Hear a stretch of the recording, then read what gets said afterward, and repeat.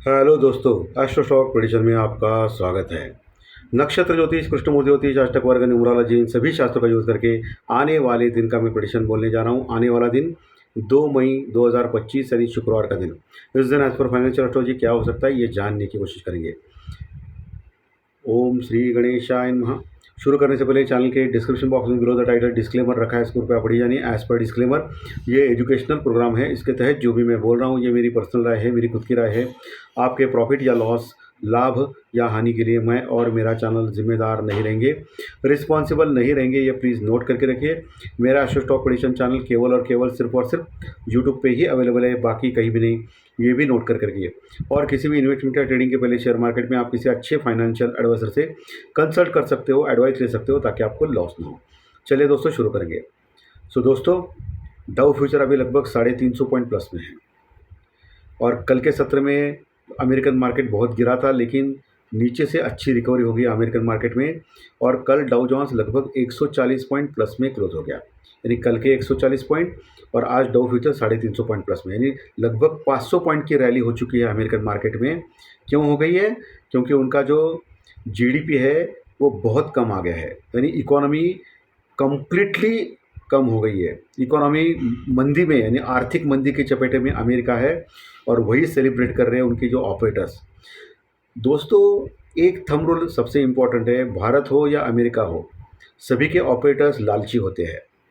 वो क्या करते हैं, जो मेंटालिटी होती है उसके खिलाफ जाते हैं। जनरली अभी इकोनॉमी ख़त्म हो गई है अमेरिका की, आर्थिक मंदी की चपेट में आ गया अमेरिका, तो मार्केट गिरना चाहिए बोल के बहुत सारे लोगों ने शॉर्ट किया रहेगा। और नीचे भी गया था मार्केट, लेकिन नीचे से ये लोगों ने क्या किया, ज़बरदस्त शॉर्ट कवरिंग रैली की अमेरिकन मार्केट में, और जिन्होंने शॉर्ट किया था उनका सब पैसा खाया। तो सभी जगह ऐसा ही होता है, जब भी कोई बुरी न्यूज़ आती है तो जनरली मार्केट 10 में से 7 बार मार्केट बढ़ता है, उल्टा होता है, स्टॉक हो या इंडेक्स हो। बाद में फिर 1-2 दिन के बाद मार्केट उसके ऊपर रिएक्शन देता है, बाद में फिर बहुत बड़ी गिरावट होती है। तो हो सकता है अमेरिकन मार्केट आने वाले 1-2 दिन में या आज ही दिखाए उसका जो सच रंग है, और मार्केट बहुत गिर सकता है। तो ये ध्यान में रखिए। हमारा गिफ्ट निफ्टी लगभग अभी 30 पॉइंट यानी 30 पॉइंट माइनस में चल रहा है, यानी हम लोग हल्का सा गैप डाउन ओपन होने जा रहा है, ऐसा दिखा रहा है। सुबह एशियन मार्केट स्ट्रॉन्ग थे, 300 350 पॉइंट। जापान का मार्केट, हांगकांग का मार्केट ज़बरदस्त बढ़ा था, लेकिन यूरोपियन मार्केट सुस्त है अभी दोस्तों, फ्लैट टू पॉजिटिव चल रहा है। हमें हमारे यहाँ छुट्टी है, लेकिन बाकी वर्ल्ड मार्केट सब चालू है। और अभी जो 30 पॉइंट माइनस गैप डाउन दिखा रहा है, ये ध्यान में रखिए। बाकी डॉलर इंडेक्स 100 के नीचे, 10 साल के बॉन्ड बिल भी वही है, कोई फर्क नहीं पड़ा है। क्रूड ऑयल भी वही है, 64 65 के पास के, 62 से लेकर $65 के आसपास घूम रहा है क्रूड ऑयल दोस्तों। कल एफआई ने मात्र 50 करोड़ का माल कैश में खरीदा था, यानी उनकी खरीदारी कम हो गई है अभी दोस्तों। सिर्फ 50 करोड़ का माल कैश में खरीदा था। वही डीआई ने 1700-1800 करोड़ का माल कैश में बाई किया था। डीआई ने ज़बरदस्त बाइंग की थी कल के सत्र में। पुट कॉल रेशो निफ्टी का 0.98 है, और बैंक निफ्टी का 0.90 है। पुट कॉल रेशो काफ़ी एक के नीचे हो गए दोस्तों। एक के नीचे पुट कॉल रेशो का मतलब है थोड़ा अभी बियर स्ट्रांग होने लगा है बुल्स से, यानी मंदी के चपेट में आ रहा है मार्केट, ये दिखा रहा है। इंडिया विक्स 18 के ऊपर गया है, 15 के नीचे गया तो बुल्स के फेवर में रहता है, लेकिन 18 के ऊपर है, यानी 15 के ऊपर बहुत ज़्यादा है। सो अभी भी खतरा टला नहीं मार्केट में। इंडिया पाकिस्तान का तो टेंशन है ही है, प्लस अभी ग्लोबल रिसेशन का खतरा है, यानी ग्लोबल आर्थिक मंदी का खतरा अभी पूरे वर्ल्ड मार्केट पे है। अभी मार्केट दिखा नहीं रहे, वो अलग बात है, लेकिन दिखाना चालू करेंगे तो बहुत बड़ी गिरावट हो सकती है दोस्तों। सो इंडिया विक्स का बढ़ना ये सबसे डेंजरस चीज़ है, ये आपको ध्यान में रखना है। ये सबसे इम्पोर्टेंट चीज़ है, ये ध्यान में रखना ही पड़ेगा आपको, क्योंकि वो इंडिकेटर होता है दोस्तों मार्केट में, जिस इंडिकेटर का आपको फ़ायदा लेके आपको आगे बढ़ना पड़ता है। निफ्टी लगभग सिर्फ 1 पॉइंट माइनस में क्लोज हो गया था, 24,334 के पास, 24,334 के पास। और वही बैंक निफ्टी क्लोज हो गया था 300 पॉइंट माइनस में, लगभग कहाँ 55,100 के नीचे क्लोज हो गया था दोस्तों कल के सत्र में। आज तो छुट्टी है, कल हम लोग ओपन हो जाएंगे 2 मई को। तो 2 मई को कौन से लेवल्स इंपॉर्टेंट है ये आपको ध्यान में रखना है, ये आपको सोचना चाहिए। सबसे इम्पोर्टेंट लेवल नीचे का 24,200 250, एक मजबूत सपोर्ट है निफ्टी में। 24,200 250 का, उसके नीचे गया तो 24,100 का एक ठीक ठाक सपोर्ट है। और सबसे अच्छा सपोर्ट निफ्टी में 24,000 24,050 का है, 24,000 24,050 का है। और ऊपर का लेवल निफ्टी में कौन सा इंपॉर्टेंट है, निफ्टी में ऊपर 24,400 कल का लगभग हाई है, वो रेजिस्टेंस वर्कआउट का काम कर सकता है कल के सत्र में। उसके ऊपर 24,500 550 24,500 550 ये आपको रजिस्टेंस के तौर पे यानी रुकावट के तौर पे निफ्टी में कल के लिए देखना है। बैंक निफ्टी में नीचे 55,000 का मजबूत लेवल है, वो सपोर्ट का काम करेगा। उसके नीचे 54,800 और 54,500 एक मजबूत सपोर्ट है, 54,800 और 54,500। उसके नीचे 54,000 यानी 54,000 का एक बहुत बड़ा मजबूत सपोर्ट है, जहाँ अच्छी पुट राइटिंग हो गई है। कॉल रेटिंग कहाँ है, कॉल रेटिंग 55,500 के आसपास है बैंक निफ्टी में, और सबसे बड़ा कॉल राइटर्स है 56,000 के पास, जो लगभग ऑल टाइम है। 56,100 का बैंक निफ्टी में ऑल टाइम हाई था, वहाँ ज़बरदस्त कॉल राइटिंग है। तो इतना आसान नहीं रहेगा 56,100 को क्रॉस करना और लगातार 2 दिन क्रॉस करना, ये आपको ध्यान में रखना है।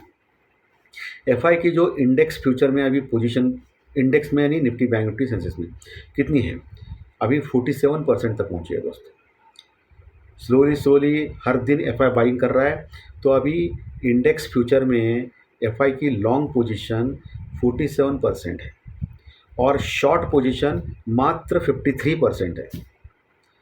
यानी जो शॉर्ट पोजीशन थी 80% 90% कुछ महीने, एक महीने पहले, 1-2 महीने पहले, वो अभी सिर्फ 53% के आसपास पहुंची है। यानी काफ़ी शॉर्ट्स कवर किए हुए हैं एफआई ने, फॉरेन इन्वेस्टर्स ने हमारे इंडियन स्टॉक मार्केट में, इंडेक्स में यानी निफ्टी बैंक निफ्टी में, स्पेशली सेंसेक्स में भी हो सकता है।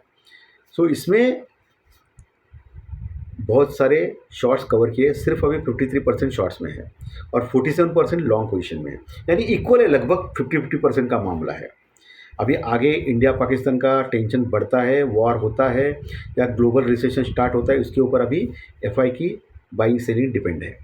वैसे उन्होंने इंडिकेट किया है कल के सत्र में, एफआई ने सिर्फ 50 करोड़ की बाइंग की है। अभी तक वो अच्छे खासे बाइंग कर रहे थे, अभी सिर्फ 50 करोड़ पे आ गए। सो कल का दिन बहुत ही अहम है, फ्राइडे का। उसके बाद फिर सैटरडे संडे छुट्टी है और मंडे को मार्केट चालू है। सो आपको इस चीज़ को ध्यान में रखना है।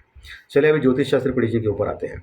दोस्तों कल है 2 मई 2025 यानी शुक्रवार का दिन, शुक्र का दिन, और 2 मई चंद्रमा का, चंद्र शुक्र ठीक ठाक है एज पर न्यूमरोलॉजी। सुबह 9:15 बजे एज पर कीपी चार्ट मिथुन लग्न की कुंडली है और चंद्रमा मिथुन राशि में ही दिख रहे हैं, लेकिन उनका जो नक्षत्र है वो आर्द्रा नक्षत्र, जो राहु का नक्षत्र है, यानी राहु के नक्षत्र में चंद्रमा है। ये कल आपको ध्यान में रखना है। यही मैं एस्ट्रो टेक्निकल टाइमिंग देना चाहता हूँ आपको। दोपहर 1 बजे के आसपास आपको कल सावधान रहना है। 1 बजे के आसपास ±20-25 मिनट देखना है। मार्केट वन वे वहाँ से जाने के चांसेस ज़्यादा है, एक साइड में कहीं जाने के चांसेस ज़्यादा है। ओके, तो आपको उस साइड में देखना है, वो एस्ट्रो टेक्निकल टाइमिंग मैंने दे चुका हूँ।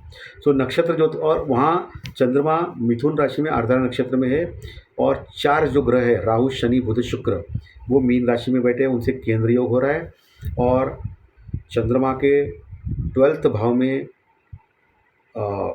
बृहस्पति है, गुरुदेव है, और धन भाव में चंद्रमा है। ओके, ये आपको ध्यान में रखना है। दोस्तों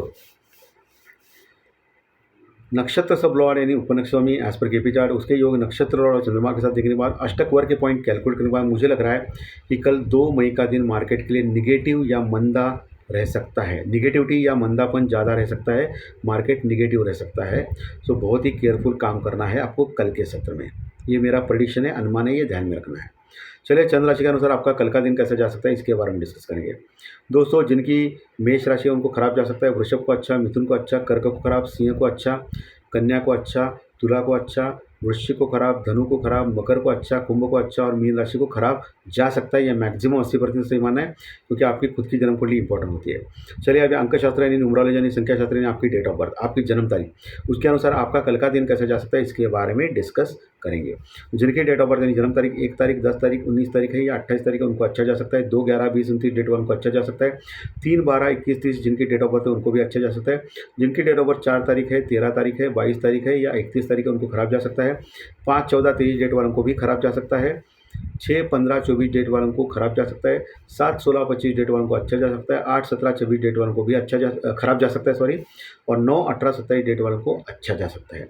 अच्छे रिजल्ट के लिए चंद्र राशि रिजल्ट और डेट ऑफ बर्थ के रिजल्ट एक साथ लेके दोनों अच्छा तो अच्छा, दोनों खराब है तो खराब, एक अच्छा है खराब है तो मिक्स जा सकता है। जाने वाला ऐसी कोई भी गारंटी चैनल के ऊपर नहीं मिलती है भाई।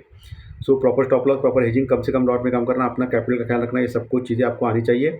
और हमेशा ध्यान में रखिए, ये टेक्निकल डाटा हो या ज्योतिष शास्त्र प्रेडिक्शन हो, ये दिशादर्शक शास्त्र है। इसका मतलब ये दिशा दिखाने में आपको मदद करते हैं। इसका मतलब ये हमेशा 100% सही होते हैं, ऐसा कुछ भी नहीं है।